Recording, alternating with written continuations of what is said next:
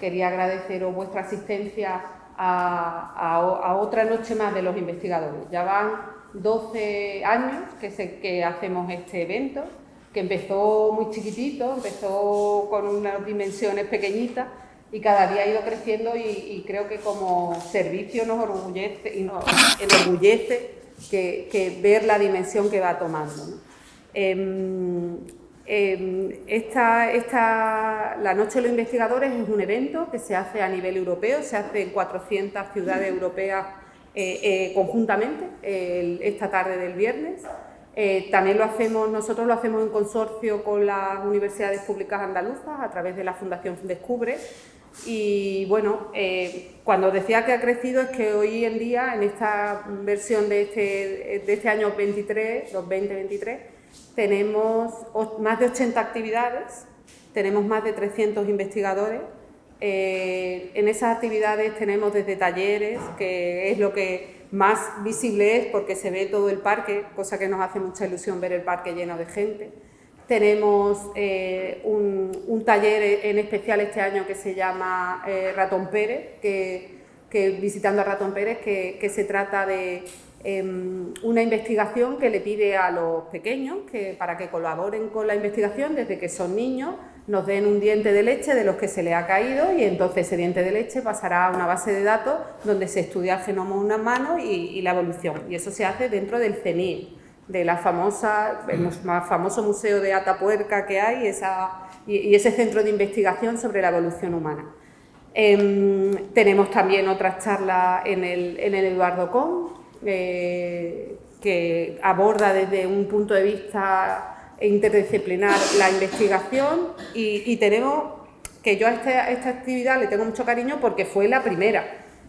Son estas charlas donde intentamos que el investigador y el público se acerquen, donde se cuenten la investigación en distintas áreas del conocimiento de la universidad, pero que el público pueda hacer preguntas directamente y que haya como una relación más fluida y más humana.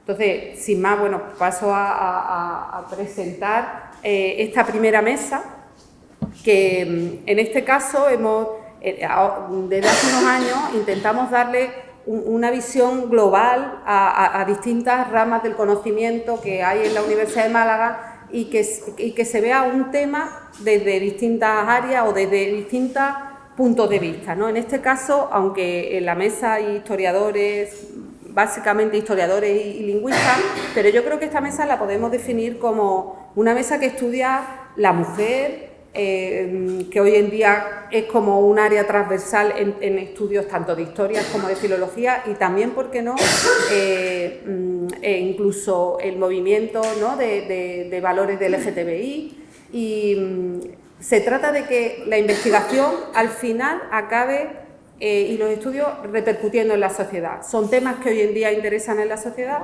que creo que hay que poner en valor y que mejor desde la investigación hecha por profesores de la Universidad de Málaga. Vamos a empezar con la primera charla, que es Desmontando bulos sobre la antigüedad, Andúries, una voz femenina y bárbara en la Hispania rural. Él va a hablar tenemos la suerte de que nos acompañe Daniel Pérez de la Vega, que del Departamento de Ciencias Históricas de la UMA, yo creo que es estudiante, ¿verdad?, de la universidad, ¿no?, y doctorado, y para que veamos cómo desde muy pronto tenemos investigadores que se interesan por trasladar a la sociedad su trabajo diario. Cuando tú quieras, Daniel. Pues muchísimas gracias por la presentación, muchísimas gracias a los presentes por estar hoy aquí. Bueno, como ya se ha dicho, soy Daniel Pérez de la Vega, soy doctorando de la Universidad de Málaga y miembro del grupo de investigación Dinorama. Y bueno, el objetivo de esta pequeña charla va a consistir en observar, en hacer una reflexión de cómo los bulos o las fake news han condicionado nuestra manera de ver y hacer la historia. Y para ello reflexionaremos sobre un caso en concreto, una inscripción funeraria dedicada a una mujer de la Hispania tardoantigua del ámbito rural, que va a ser Andúries. Bueno,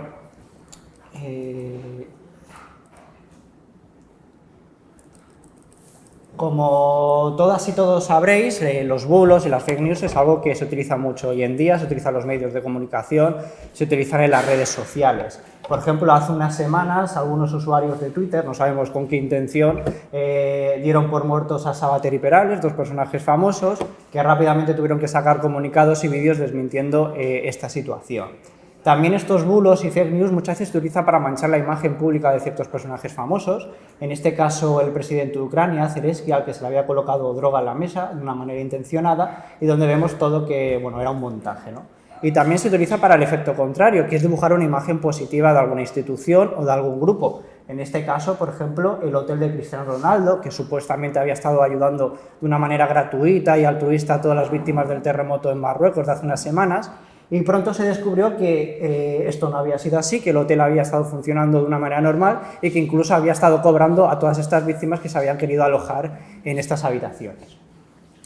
Sin embargo, los bulos o las fake news no es algo propio del mundo contemporáneo, sino que es algo propio del ser humano y por lo tanto ha existido siempre y además muchas veces se ha utilizado con las mismas intenciones. Por ejemplo, destacamos algunos casos en el Imperio Romano. Al emperador Claudio, que es el que tienen en la parte superior, empezó a correr el rumor por las calles de Roma de que había fallecido, lo que la intencionalidad era generar un poco de caos, saqueos, etcétera, que es lo que consiguieron, y rápidamente Claudio y sus seguidores tuvieron que desmentir esta situación.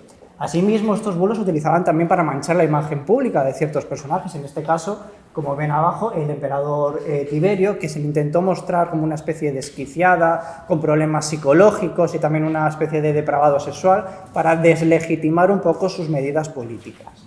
Y no solo es algo propio de los hombres, sino que también las mujeres en la antigüedad han sufrido este tipo de bulos. En este caso, Mesalina, la esposa de Claudio, que se decía que por las noches abandonaba la casa imperial y que se iba a los prostíbulos al venderse al mejor postor, cuando todo ello evidentemente tenía una intencionalidad de manchar la imagen pública de esta mujer.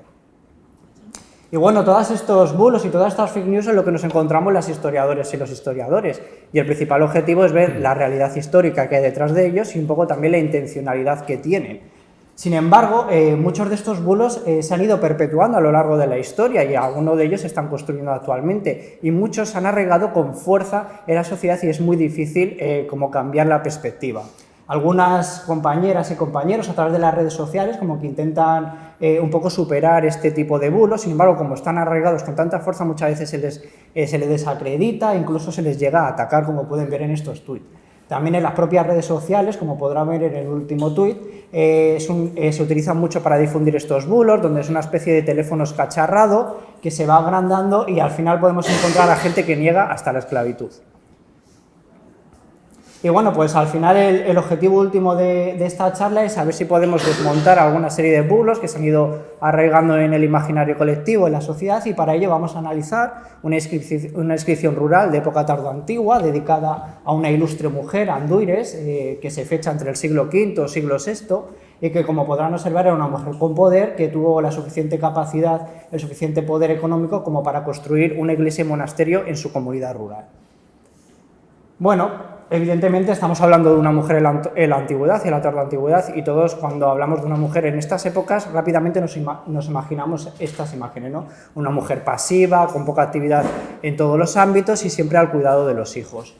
Evidentemente tenemos que asumir que en estas épocas la mujer estaba supeditada al hombre, eran sociedades paternalistas y patriarcales. Sin embargo, a veces las prácticas superan a las teorías y podemos ver, por ejemplo, en ámbitos de estratos sociales bajos, como la mujer tenía un importante papel en los medios económicos, en las actividades de la casa, el cuidado de la casa. En las aristocracias, por ejemplo, vemos a las mujeres teniendo una actividad en el ámbito político, económico, social, literario, cultural y religioso. Y esto se puede observar en la propia Anduires, donde la propia comunidad o la familia le dedica una inscripción funeraria, con todo lo que conlleva eso. Además, se le habla de una mujer ilustre, lo que está hablando que es una mujer con poder. Y también se la está poniendo incluso por encima del marido, que aparece en un segundo papel. Y también se dice de ella que tiene la suficiente capacidad económica como para construir un edificio monumental como puede ser esta iglesia o monasterio. Por lo tanto, cuando hablamos de la mujer de la antigüedad, no siempre podemos pensar en este tipo de mujer, sino que a veces tenemos que pensar en otro tipo de mujer, ¿no? Es mucho más complejo, es un ámbito mucho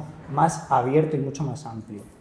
Asimismo, como habéis podido observar, el nombre de Andúrez es un nombre bastante curioso, ¿no? Las investigadoras y los investigadores han deducido que podría tener un origen germano y por lo tanto nosotros cuando pensamos en germano rápidamente decimos bárbaro y esta es la imagen que tenemos, así sería Andúrez. Bueno, pues tenemos que tener en cuenta dos aspectos.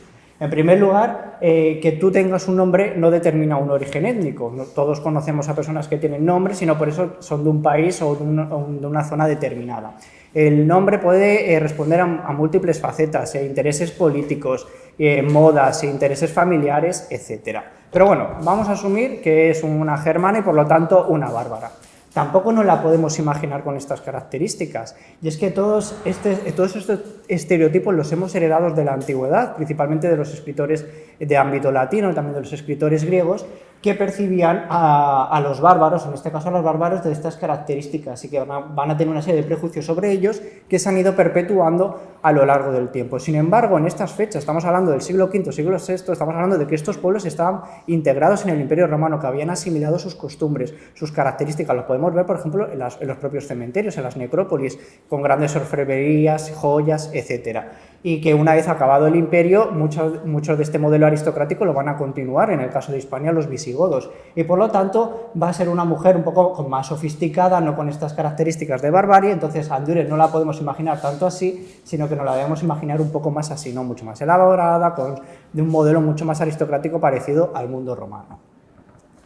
Por último, estamos hablando de un contexto rural. Si ya de por sí existen prejuicios del mundo rural actualmente, imaginaos los prejuicios que podemos tener del ámbito rural en la antigüedad o la tardoantigüedad. Pues esto, ¿no? En zonas aisladas, de 4 casas, 4 personas, 4 animales y poco más. Pues bueno, es que estamos hablando de una época del siglo V, siglo VI, que en el ámbito rural empieza a haber incluso más importancia que en el ámbito urbano, donde se convierten en verdaderos centros de poder político, social, económico. Y es que en estos lugares van a vivir aristócratas como Andúrez, y no van a vivir en cualquier casa, en ninguna de estas casas, van a vivir en verdaderos complejos palaciegos, con todas sus comodidades y con todos sus espacios. Y además van a construir estos edificios, estos grandes monasterios, iglesias, y por lo tanto el panorama rural va a ser mucho más complejo, mucho más amplio de lo que hasta entonces nosotros estamos acostumbrados. Y bueno, por último, la moraleja de esta charla, pues en definitiva es que no nos podemos creer todo lo que vemos o todo lo que nos dicen, y mucho menos podemos asumir realidades que siempre se han ido repitiendo continuamente que sean ciertas. Yo ahora no estoy invitando a nadie que entre en un modelo de conspiracionismo, no me creo nada, ni mucho menos, ¿no? Sino que estoy invitando a que desarrollemos algo que desde mi punto de vista es un superpoder, que es la curiosidad. Y es que la curiosidad nos ayuda a encontrar realidades que hasta entonces nos eran totalmente desconocidas y un poco a desmitificar y desmontar ideas que hasta entonces estaban establecidas y nosotros pensábamos que eran como ciertas. Y esto nos lleva a un segundo plano, que es que la curiosidad nos ayuda a cuidar la historia. Y es que la historia no solo nos pertenece a los historiadores y las historiadoras, la historia nos pertenece a todas y a todos. Y al igual que tenemos el derecho de conocerla, también tenemos el deber de cuidarla, porque la historia no solo construye esos grandes ámbitos políticos, grandilocuentes de batallas, etcétera, sino que la historia da voz a muchas personas y muchos grupos de personas que han sido silenciadas o obviadas de una manera intencionada o no. Y por lo tanto es fundamental e importante que cuidemos la historia y que la protejamos de estos bulos que nos aleja de la realidad, porque algún día nosotros estaremos en esta pantalla y nos gustará que nos recuerde como debemos, ¿no? Pues muchísimas gracias.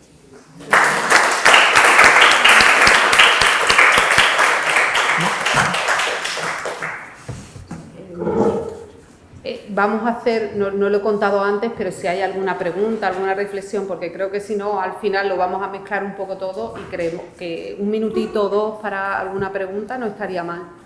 Si alguien tiene alguna. Yo solo comentarte que hoy estaba mirando en Twitter y me ha hecho gracia porque decía, ¿cuál es el bulo de la historia más repetido? Y es que sigo a varios, y hay uno que decía que San Lorenzo del Escorial no está construido según una parrilla de San Lorenzo del Escorial, ¿no? Pues que creo que eso es inevitable, ¿no? Pero que hoy en día, que lo de los bulos no es nuevo, que casi nada es nuevo, ¿no? Exactamente, no. Y bueno, las redes sociales evidentemente es un medio por el que se difunden muchos bulos, pero también hay muchas cuentas muy interesantes que podéis seguir en el que se están desmitificando y desmontando estos bulos y que al igual que podemos encontrar cosas negativas, también podemos encontrar cosas positivas. Por cierto, en nuestro grupo de investigación tiene una cuenta que se llama Dinorama, que trata mucho de estas cosas, pues si queréis seguirla, yo os invito, lo vais a disfrutar y está muy bien, ¿eh? Dinorama. Tiene cuenta en TikTok y Instagram.